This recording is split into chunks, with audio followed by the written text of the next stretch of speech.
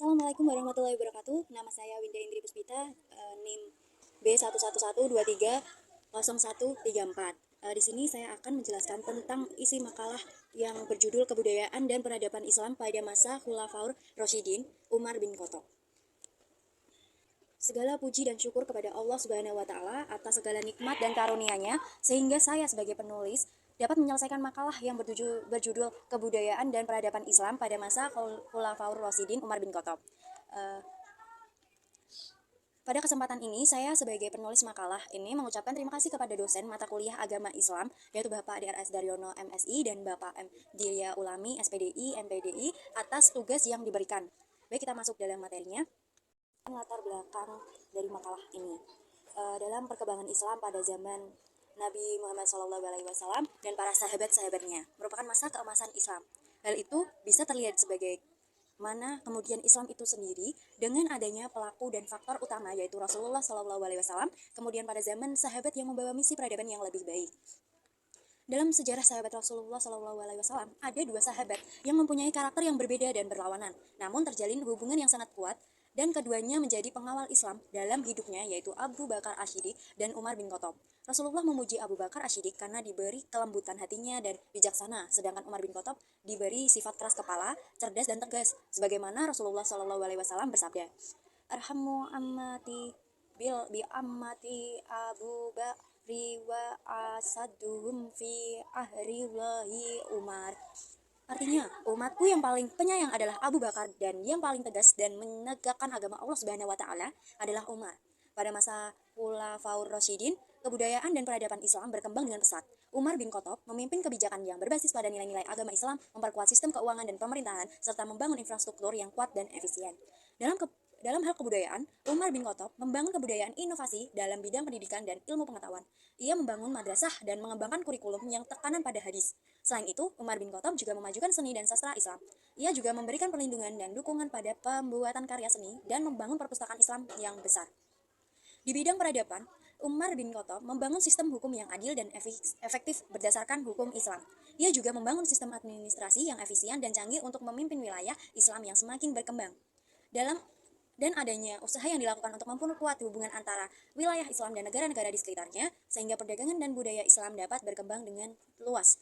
Secara keseluruhan, pada masa Khulafaur Rasyidin di bawah kepemimpinan Umar bin Khattab, kebudayaan dan peradaban Islam berkembang dengan mencapai puncaknya sebagai salah satu peradaban terbesar dalam sejarah dunia. Pembahasan. Yang pertama saya akan menjelaskan kepemimpinan Umar bin Khattab. Yang pertama saya akan menjelaskan terlebih dahulu mengenai Umar bin Khattab memiliki kepribadian yang sangat kuat dan tegas, memperjuangkan kebenaran. Oleh karena itu, masyarakat menggelarinya sebagai Al-Faruq, artinya yang dengan tegas membedakan yang hak atau benar dan yang batil atau salah. Beliau berpandangan jauh, berpikir terbuka, dan bersedia untuk menerima pendapat orang lain. Beliau seorang pemimpin yang adil dan amanah. Pernah suatu ketika beliau menyamar sebagai rakyat biasa, walaupun ketika dia memegang jabatan khalifah untuk melihat sendiri keadaan rakyatnya. Malah justru dia sendiri yang mengangkat gandum dan minyak untuk diberikan kepada salah satu dari golongan yang memerlukannya. Umarlah yang pertama kali membentuk badan kehakiman dan menyempurnakan pemerintahan.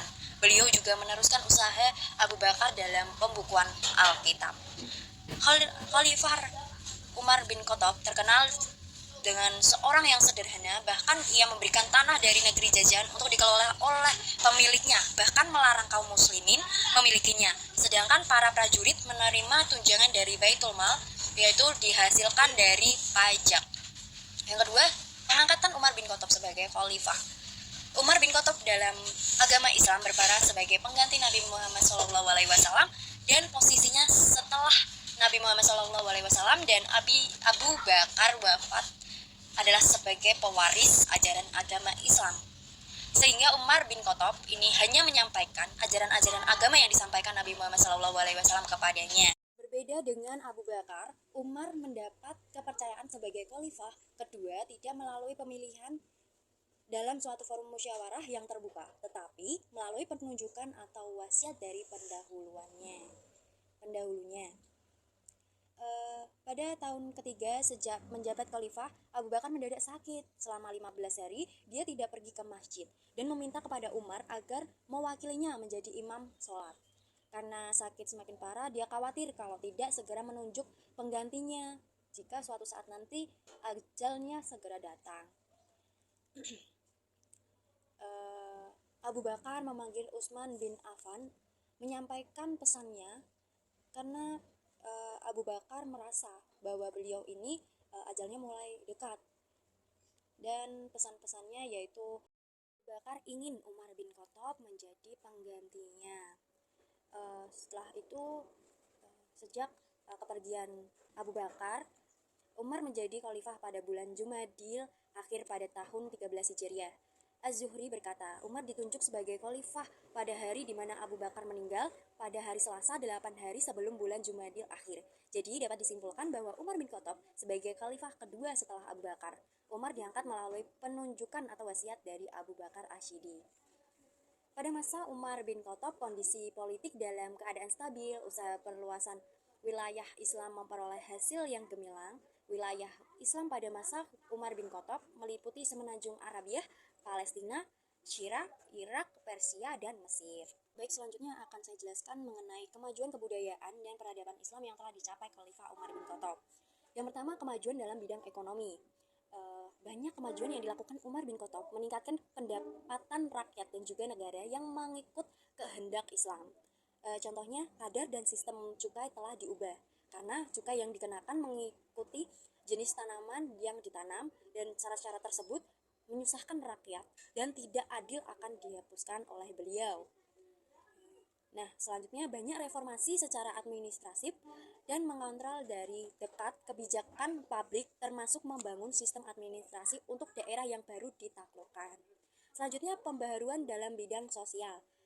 Membentuk lembaga baru untuk golongan zimmi. Khalifah Umar telah mengadakan cukai tanah dan juga zirzah kepada golongan ini. Untuk golongan zimmi yang masih menentang Islam akan dibuang atau diusir keluar dari negara. Harta mereka tidak akan dirampas, malah harta mereka yang tidak dapat dipindahkan seperti ladang akan dibayar ganti rugi oleh kerajaan Islam. Berikutnya, memperbarui taraf kedudukan golongan hamba pada masa itu telah diberikan hak kepentingan sosial dan taraf yang baik. Umar menetapkan bahwa hamba perempuan yang menjadi ibu tidak boleh dijual sewenang-wenang seperti hamba-hamba lain. Taraf golongan hamba juga disamakan dengan kesenangan dalam hal tertentu. Pegawai-pegawai yang tidak menghormati dan menjaga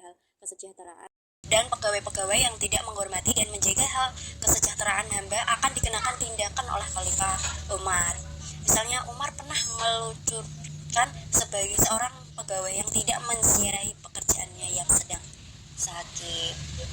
Yang ketiga, kemajuan dalam bidang pendidikan. Berbagai langkah yang telah dilakukan oleh Khalifah Umar bin Khattab untuk mengembangkan pelajaran Al-Quran. Beliau menyediakan guru-guru untuk mengajarkan berbagai ilmu berhubung dengan keilmuan dan diantar ke berbagai tempat bagi yang memerlukan serta diberi gaji yang lumayan. Umat Islam diwajibkan menghafal surah-surah tertentu dalam Al-Quran untuk menguraikan prinsip-prinsip utama ajaran Islam seperti surah Al-Baqarah, An-Nisa, Al-Maidah, dan sebagainya. Kemudian kemajuan dalam bidang pemerintahan atau politik dengan membentuk Majelis Syura, dan Majelis Syura merupakan lembaga atau majelis perunding yang tertinggi. Umar membuat dua majelis, yaitu Majelis Syura tertinggi dan Majelis Syura Am. Anggota Majelis Syura tertinggi terdiri dari Utsman bin Affan, Ali bin Abi Thalib, Zaid bin Thabit, Abdul Rahman bin Auf, Sa'ad bin Abi Waqqas, dan Mu'az bin Jabal. Melalui amalan sistem pemerintahan dalaman dan hubungan luar, melalui semuanya itu dapat mengetahui apa-apa permasalahan yang terjadi di semua bidang. Selanjutnya, mensejahterakan wilayah-wilayah Islam. Perkembangan Islam yang semakin luas dengan dibukanya negara Islam yang baru memerlukan sebuah politik untuk mengurus sebuah negara.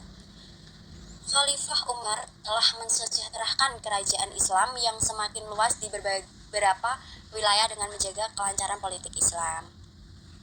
Selanjutnya, memperbarui undang-undang hukum tanah. Perluasan kuasa Islam menuntut kepada Khalifah Umar untuk melakukan pembaharuan terhadap sistem tanah. Khalifah Umar menetapkan tanah-tanah yang dimiliki oleh penduduknya tidak akan dirampas tetapi hanya akan dikenakan biaya cukai. Selanjutnya, penetapan kalender Hijriah adalah salah satu kemajuan perkembangan Islam dari Khalifah Umar bin Khattab yang menetapkan penanggalan Hijriah atau kalender Islam dilakukan pada bulan Rabiul Awal 16 Hijriah. Dalam musyawarah penetapan awal kalender Islam ini, semua tokoh pada waktu itu sepakat bahwa peristiwa hijrah Nabi Muhammad SAW dari Mekah ke Madinah dijadikan titik awal kalender Islam. Hal itu disebabkan karena hijriah telah membawa dampak besar terhadap pesatnya perkembangan Islam. Berdasarkan beberapa argumen tentang kebudayaan dan peradaban Islam pada masa Khalifah Umar bin Khattab, secara umum dapat disimpulkan bahwa 1. Kebijakan Umar bin Khattab dalam bidang politik. Umar telah membagi kekuasaan secara terpisah, yaitu kekuasaan legislatif, majelis syura, yudikatif qadha, dan eksekutif khalifah. Kebijakan ini menunjukkan bahwa Umar memang negarawan dan administrator yang bijaksana. Dengan adanya pemisahan kekuasaan tersebut, sehingga pemerintah dapat berjalan dengan baik dan membawa kemaslahatan umat Islam. Selanjutnya, kebijakan Umar bin Khattab dalam bidang sosial antara lain sangat perhatian terhadap kondisi rakyat serta berupaya memberikan pelayanan serta perlindungan bagi penduduk yang berdiam di wilayah kekuasaan Islam, bahkan terhadap penduduk yang beragama non-Islam sekalipun. Pemberlakuan ijtihad dan penetapan kalender Islam. Yang ketiga, kebijakan Umar bin Khattab dalam bidang ekonomi. Umar telah mengubah kadar dan sistem cukai karena syarat-syaratnya menyusahkan rakyatnya. Yang keempat, kebijakan Umar bin Khattab dalam bidang pendidikan. Beliau menyediakan guru-guru untuk mengajarkan berbagai ilmu yang berhubungan dengan keilmuan, keagamaan, kesenian, dan antar ke beberapa tempat bagi yang memerlukan. Hal ini dapat mengembangkan kebudayaan Islam berupa ilmu-ilmu yang bisa diwariskan dari generasi ke generasi berikutnya. Jadi, sekian penjelasan saya mengenai kebudayaan peradaban Islam pada masa Khalifah Rasyidin Umar bin Khattab. Assalamualaikum warahmatullahi wabarakatuh.